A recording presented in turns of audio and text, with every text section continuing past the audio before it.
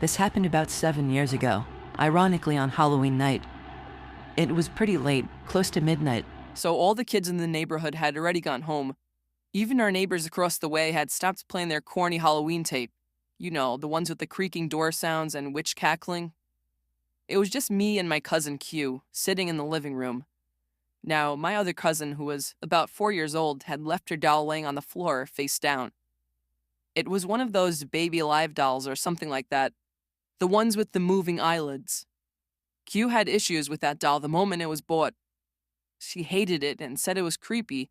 In fact, she often threw it down the basement stairs. I had no problems with it, and so it stayed on the floor so my little cousin could pick it up in the morning. It was very quiet for about half an hour, until I heard a loud, rasping, shuffling noise that seemed to be coming from outside. It sounded like an older man right outside our window. I turned to Q, who looked back at me. "Did you hear that?" "It's probably the neighbor's tape again," she said. She went back to typing on her computer. It was silent for another minute before we heard the rasping noise again, louder this time. It sounded like the man was trying to say something. I got up from the couch and peeked out the window. Absolutely no one out there, not even in the street. Our neighbor's house was dark. It was as still as any night in our quiet neighborhood. "There's no one out there," I said, looking back to Q. She didn't say anything. I was kind of getting freaked out. Another minute passed, and this time there was whispering, but loud whispering. I remember it sounded like a kid and a woman. Q finally looked up from her computer. "It's that doll," she said. Of course she thought it was. She was very superstitious.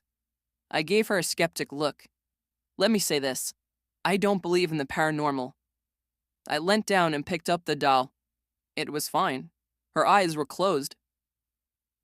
I forgot to say that it had a voice box thing in it, but it didn't have any batteries. I put it back down. "No, it's not. Just leave it alone," I told her. It was silent again. I went back to my seat on the couch. The rasping started again, and I heard the man say something garbled, followed by wheezing. I jumped up from the couch. I was going to see if it was coming from the backyard. Just as I started walking, I noticed that the doll had moved a little. I picked it up again and turned it over. Its eyes were open, and it was heavier than before. I dropped it, and Q threw it down the basement again. I still have no idea what to think. Q denies it ever happened, and my little cousin never asked about her doll after that. I saw the doll only one time after that, on the top basement step laying on its side.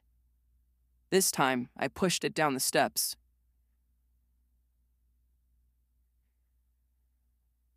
I was up late reading on a cold night. My bedroom is on the first floor, and I live alone in a relatively quiet and wooded area. For that reason, a lot of my windows didn't have any blinds, since it wasn't as if people driving by were able to look into my house. Plus, I like waking up to the sunlight shining in my bedroom. But this one night made me regret never getting blinds in the bedroom. After finally shutting my reading lamp to get some shut-eye, I had a good 2 minutes of silence before I heard the sound of something hitting the window. It sounded like a single tap from a person's fist. I was facing away from the window and didn't want to turn around. I was used to hearing things like tree branches brush up against the walls and windows, but I distinctly recognized this sound to be a fist hitting glass. The thought that somebody might be outside my window watching me frightened me. The fact that somebody would walk all the way onto my property to my bedroom window. I tried to accept that maybe it was just a tree branch, but a second and single knock at the window confirms my fear. It was a fist hitting the glass, and somebody was outside my window. I figured that if I just ignored it, they would go away. Maybe it was just some punk to mess with me. If they thought I was sleeping, they would get bored. Another knock at the window came, and I desperately tried to just stay still and show no reactions. But when the fourth knock came routinely, I decided enough was enough. I should confront this jerk like a real man. I turned to the window and just barely caught a glimpse of a black shadow quickly moving under the window. For some reason, actually seeing something at the window killed any courage I had, and I ran to the kitchen phone and called the police. They said they would have an officer over in 10 minutes. When I hung up, I saw something in the corner of my eye. I turned my head and saw somebody standing outside my kitchen window, surely looking at me. Only for a second, though, because as soon as I noticed, he took off. Somebody was watching me through all the windows. Then I received a disturbing phone call. It was my neighbor, who also happens to be my best friend. He happened to notice through his window that 3 people dressed in black walked onto my property earlier, one of them with a sharp, shiny object in his hand. This only made me panic even more. I ran upstairs where I knew I couldn't be watched and hid in the bathroom. I heard constant single knocks at the front door downstairs. Ah! Ah! No way it was the police. I just prayed they would get there in time, and thankfully, moments after the knocking stopped, I heard heavy banging at the front door, followed by someone screaming police. It turned out to be the cops, but whoever the 3 men were already gone into the woods. It might have been more than 3, I don't even know. All I know is they were never caught, and that I went out to get blinds the same week. My parents are divorced, and I was living with my dad. I'm an only child, so the only time I was around kids my own age was when I was out making friends with kids on the block. There was this one kid that lived on the corner of my block. His name was Tom. I met him while riding my bike. He strangely invited me over to shoot some hoops with him, so I did. He was a lot older than me. I was 12 and he was 16.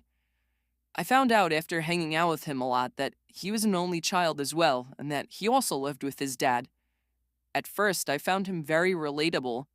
I gave him my phone number and he would call to hang out. Sometimes he would come over and play video games. But then he started getting weird. He would call nonstop. If I didn't answer, he would begin to leave annoyed messages. He would call 5 or 6 times before coming over and ringing the bell. If my dad wasn't home, I usually didn't answer it.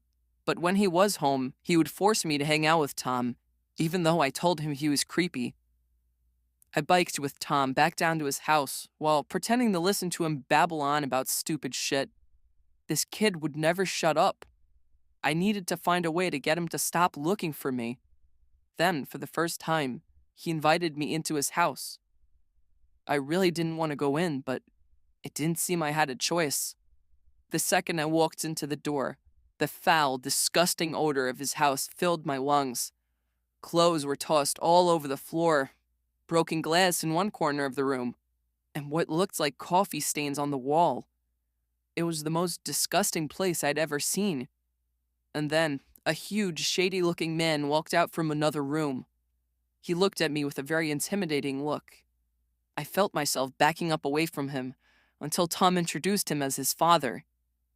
The man just gave me a big grunt and stomped off into another room. It was official. This kid was a fucking creep. I needed to get away from him for good. I decided I didn't even want to be in that house anymore and just made up some excuse to go. I think that I said that I forgot I had a doctor's appointment, and at that moment, his smile slowly faded as an unhappy, if not extremely angry expression crossed his face. He didn't even give me any response. He just looked at me with this unnerving stare. I left in a hurry and ran back down the block to my house. The door was locked, surprisingly. I unlocked it with the key my dad made me carry and found that he wasn't home. I really wanted him to be home. And then I found a little sticky note on the fridge saying he was called into work for a possible storm emergency. So that night before going to sleep, I checked my email for a response from somebody on eBay. But instead, I had about 5 new emails, all titled in letters, and they were all sent from an email named tomcom20@aol.com. It was him. I never gave him my email and still have no idea how he got it. One of the emails was titled, "You made a mistake." Another was titled, "I know where you live."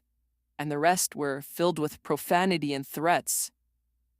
I was only 12 and was extremely intimidated by this, so I was ready to call my dad, but as soon as I was heading to the kitchen phone, I heard the sound of rustling bushes outside.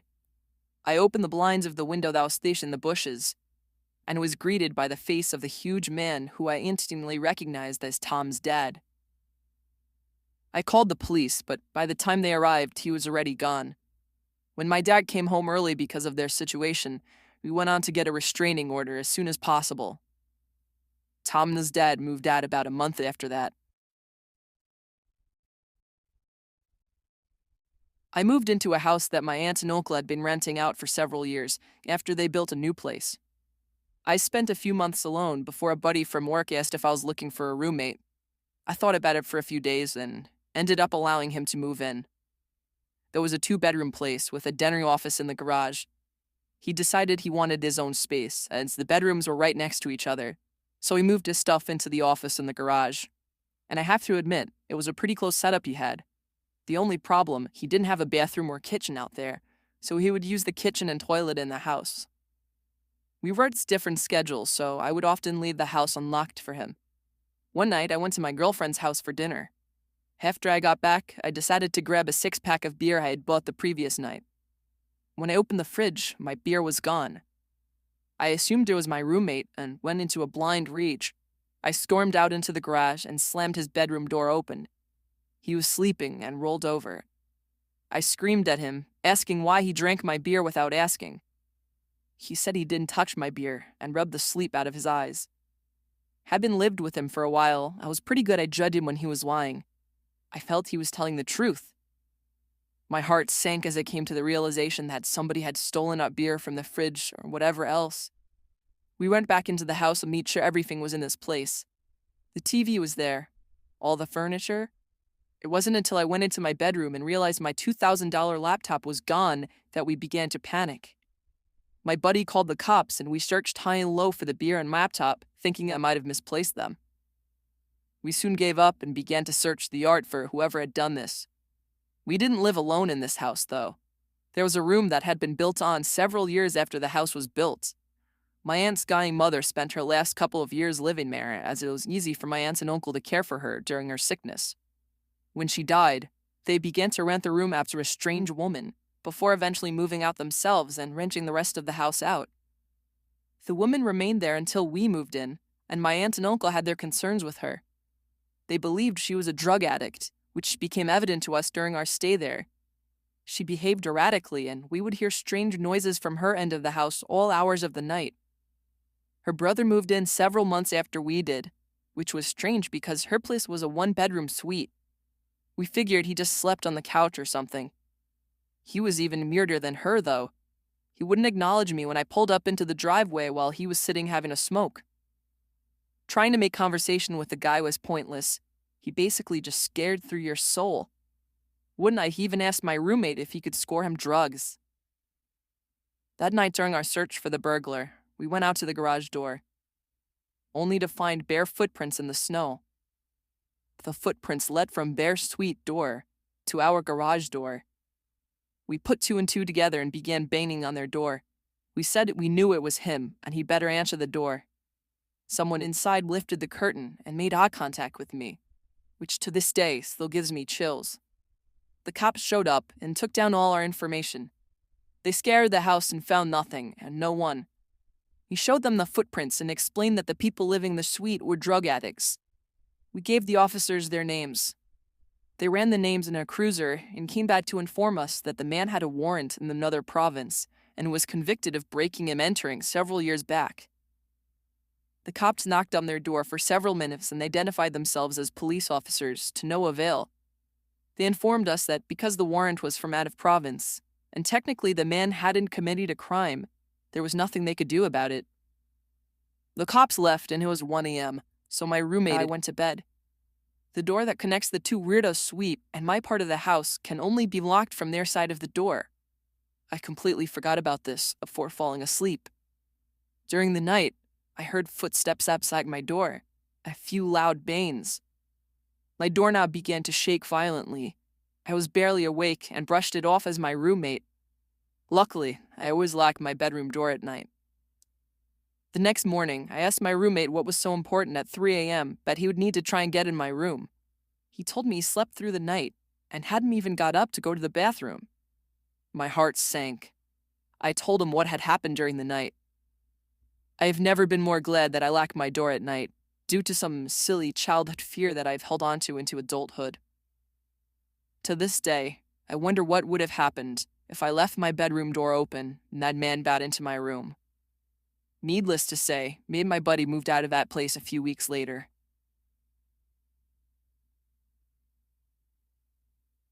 It happened on my friend's 21st birthday. We were throwing in the big party filled with alcohol. There were a lot of people I didn't know there. It was just chaotic in the house. There were probably 100 people. But even in all the chaos, I noticed one shady character that stood out. There was an older man sitting in the corner of the room, just kind of watching everybody drinking and dancing. I didn't think much about it at first, assuming it was someone's dad or uncle or something. But as the night died down and more than half of the guests had already left, the man was still there by himself in the corner. At that point, I asked one of my friends who that guy was, and he said he had no idea. We decided to wait until most of the guests had left, figuring maybe he would too. And when the rest of the guests were gone, we went back into the living room, and surely enough, he was gone. I felt relieved immediately, even though it wasn't even my house. That man just seemed so out of place, and he was downright creepy. Me and a couple of other friends slept over that night. I slept on the couch in the den. Falling asleep was easy with all the alcohol running through my veins, but staying asleep was a problem. I woke up in the middle of the night, feeling insanely thirsty and having to go to the bathroom. I first went to the bathroom since I was closer, and then went up to the kitchen and bought a glass of water. When I went back down to the den and laid back down on the couch, I noticed that the sliding door to the coat closet across from the couch had been slightly slit open. It was too dark to see anything else, though, like anything inside of it. I felt a chill run down my spine as I remembered the creepy man sitting in the corner. The idea of that man hiding in the closet immediately popped into mind. I continued to lay still, under the assumption that he was watching me through the open door at the closet. I began to plan my escape. I could jump over the other couch and land right next to the stairway upstairs to the living room. But I just had to gather up the courage to do it. Then I saw the closet door slide open a little more, and that's when I had the courage to run for it. I jumped over the couch and ran up the stairs. I could hear the closet door slide open and somebody running after me. I screamed at my friends who were on the couches to wake up. All three of my friends that were in the living room woke up and looked at me as if I were crazy. I knew that we now outnumbered him 4-1, so I looked at the stairs and waited, but he never came up. My friends demanded an explanation, so I told them that the creepy man from earlier was hiding in the coat closet, and he almost chased me up the stairs. Just then, we heard the back door from down in the den open up, and we all looked at each other. We called the cops, but the man was never found. He simply left through the back door. When I was going to college in North Carolina, I studied working at a local TJ Maxx store for some extra cash. Since I was in class during the day, I usually worked the waiter shifts. One night, I was walking to my car. I think it was about 11 or 11:30. As a safety protocol, all of the employees left together, and the security guard would watch from the sidewalk to make sure we all got to our cars all right. I was approaching my car when I heard a car pull up behind me. I turned around, and there was a woman with her teenage daughter in the passenger seat. She rolled the window down and started giving me a story about how they just came into town to visit family and that they're out of gas and have no money, and then asked if they could borrow a few dollars. I told them the truth, which was that I had no cash on me. I never carried cash. So she just looked at me and asked very hurriedly if I'll get into the car with them, go to the gas station, and buy them about $10 worth of gas. I mean, obviously I said no, and she asked a few more times. It wasn't until I had said no that I noticed the daughter in the passenger seat had been staring at me the whole time, and she was licking her lips and wringing her fingers. At that point, I bolted back to the store where the security guard was, because they had pulled up behind my car, so I would have been stuck there. I told him what had happened. He started walking to their car, and they sped away.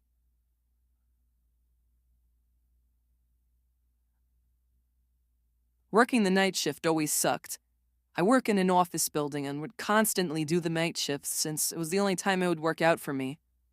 I was just about always the only person on the floor I worked on, possibly in the whole building. There would always be a kind of eerie feeling to being in such a big building with most of the lights out and absolutely no one around. But on the upside, it was peaceful and less stressful, and I was able to get a lot of work done. There was this one night, though. It was a Friday night, around 2 in the morning. I was typing away on my keyboard when I heard a noise from outside my cubicle. It sounded like just a random crack from the walls or something. It's unusual in this building, but I didn't get too concerned about it. I resumed typing away and was once again interrupted by a sound. This time, the sound of a computer starting up. It caught me off guard. I was sure that nobody else was working the night shift. I stood up on my chair to get a view over the cubicle walls. The glare of a computer screen in the dark was visible in a cubicle on the opposite side of the room. Then I did something stupid, something I regret. I asked if there was anybody there in a yell, hoping to get an answer from a fellow employee. But instead, I saw the glaring light of the computer monitor across the room turn off, and there was once again nothing but darkness on that side of the room. I started getting nervous. I turned off the lamp and computer screen so that I wouldn't give away my position to whoever that was. I crouched down and tiptoed out across to a nearby cubicle. There was just utter silence. I sat waiting for something to happen for God knows how long, but I eventually decided the coast was clear. I tiptoed down past all the cubicles until I reached the opening near the exit door to the stairs and elevators, and that's when I realized that my fearful suspicion was true. There was a man crouched down behind the plants in the corner of the room, dressed in all black. I felt my heart sink as I noticed him, but it didn't seem like he knew that I noticed him. I turned back to the stairway door. There was no way I was going to wait for the elevator and take a chance. I casually opened the door and closed it behind me, proceeding to walk down the stairs. After making it down about 2 flights of stairs, I heard the door above me push open aggressively, followed by manic, echoing footsteps coming fast down the stairs. I raced down the stairs, running as fast as I could, all while the footsteps above me were getting louder. I finally made it to the first floor, raced through the lobby, and out the front door. Whoever was in there didn't follow me. I immediately called the cops, along with one of my bosses. My boss said no one was scheduled to work except for me. The cops scanned the place from top to bottom. There was no one in there. I couldn't help him out with any description other than he was wearing all black. I did continue to do the night shift for about a week after that, with my boss allowing me to lock all possible entrances to the floor, including the elevators. But I still wasn't comfortable with it. So ever since, I've been doing the day shifts.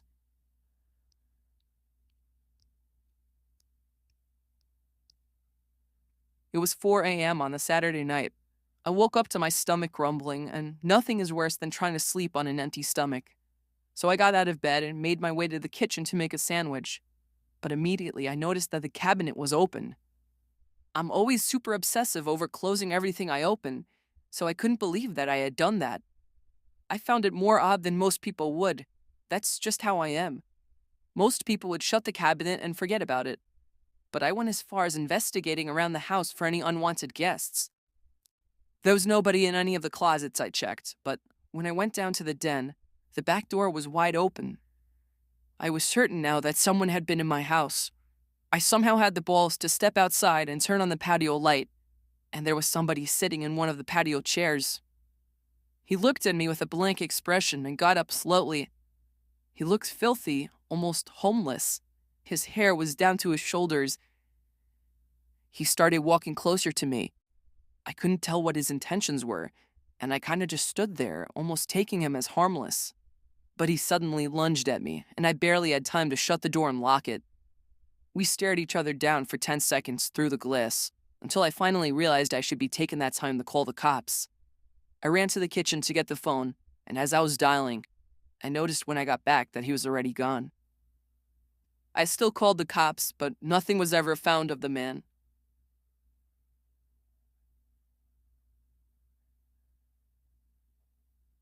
This is a very weird story that took place a few months ago. I still live in the same house this happened in. I have an electrical outlet under my bed that I use to charge my phone with. I leave my phone up on the ledge above my bed every night, usually using it as an alarm. However, something strange started happening on a Monday night in February. I woke up to my alarm clock blasting. Only it was still dark out. I looked at my actual alarm clock sitting on my desk. It was 4 in the morning. I wasn't sure if I'd accidentally set a new alarm. The alarm was titled Down. I unset it and went back to sleep, not overthinking it. The next night, I woke up again to the sound of my phone's alarm clock blasting. I saw that the time was 3 in the morning, and the alarm clock title was set to Beneath. No way had I set that alarm. I would remember something like that. I figured my brother was playing a joke on me somehow. The next morning, I told my dad to tell him to stop messing with my alarm clock, that it's interrupting my actual sleep on school nights. But he swore on his life that he had never touched it, and I kind of believed him. That night, I put a password on my phone and wrote it on a sticky note just for safekeeping. I hid the sticky note on the wall behind my bed and made sure no extra alarms were set. The only one was set for 8 a.m. I fell asleep, but once again, I woke up to the blasting alarm clock in total darkness.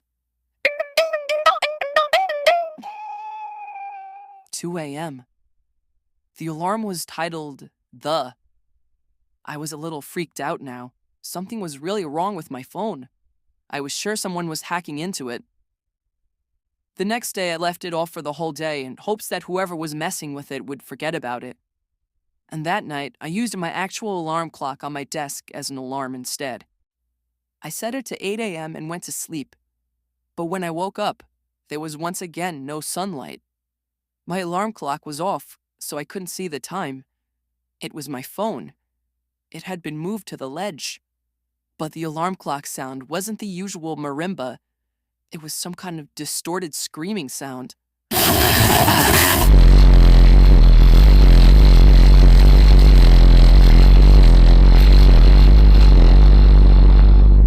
turned off the alarm, which was titled Bed.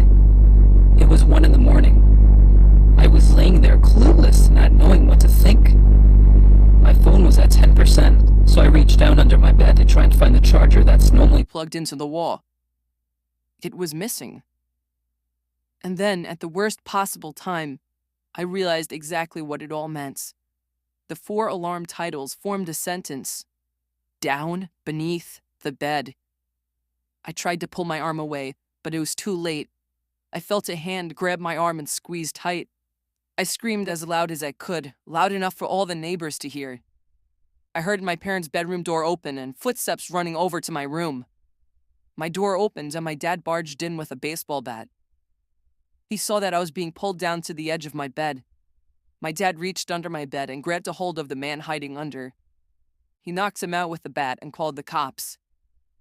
The man clearly didn't plan that out, as he basically trapped himself under my bed. Police told us that he was a registered sex offender who had been arrested 10 times. He's extremely messed up in the head and clearly gains pleasure from messing with and scaring his victims. It scares me the most that he was in our house and under my bed for 4 days.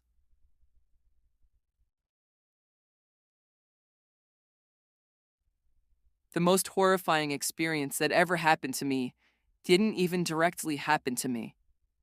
I have a friend that I'll call Ty. We would hang out or at least text every day, but there was this one day that he didn't respond to any of my texts or calls. I went over to his house, which was a block, to see if he was all right. I knocked and rang, but he didn't answer, which was weird because his car was there. I got the feeling he wanted to be left alone. But late that night, I got a FaceTime request from an unknown number. I cautiously answered it with the camera aimed away from my face. A face popped up on the screen, and it was Ty. I felt so relieved and showed my face. When I got a little better look at his face, I noticed he looked different, like a lot more tired and, I don't know, paranoid, I guess. And he was also in an unfamiliar room. I asked him where he was and why he wasn't answering, to which he responded that he was fine and he was at home. I asked him whose phone he was using, and he just took a long pause before answering. He just blankly stared at the camera until finally answering that he was using his uncle's phone. That was really weird, but before I could question him further, he all of a sudden demands that I lend him $10,000 and that he'll pay me back. I can't help but laugh at this until I see that he's serious. More than just serious. His facial expression filled with what looked like worry. I asked him why the hell he needed so much money, and there was once again a huge pause, with him just staring into the camera. He finally says he has to go, and with that, the call ended. It was probably one of the weirdest and most unnerving experiences of my life. I had never seen him act so weird. Something was clearly wrong with him. But it was late, and I figured I'll just go over to his house tomorrow and talk with him. The next day, first thing in the morning, I went straight over to his house and rang the doorbell about 10 times. He didn't answer. I eventually gave it up as a lost cause. If he wanted to act sketchy, that was his problem. But late that night, around the same time, I received another FaceTime call from another unknown number. I answered it, and it was again Ty. But this time, he looked like shit. His hair was a mess. He had a cut on his forehead. He had bags under his eyes. I didn't understand what the hell was wrong with him. He wouldn't tell me anything. He just kept demanding $10,000 to be paid to some random address, to which I kept telling him no. And then he said something that still haunts me. He said in a shaky, nervous voice, "Come on, don't point a gun in my back." That hit me like a bullet as he said this, accompanied with an ever so slightly twitch of his left eye, to which I interpreted as a wink.